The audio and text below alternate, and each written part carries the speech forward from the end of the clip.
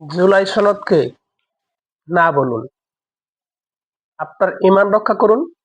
সংবিধানের শুরুতে বিসমিল্লাহির রহমানির রহিম লেখা আছে, এই লেখাটাকে রক্ষা করুন। জুলাই সনদকে না বলুন। আপনি মুসলিম হিসাবে আপনার দেশের রাষ্ট্রধর্ম যে ইসলাম, এই ইসলাম থাকা সংবিধানটা রক্ষা করুন।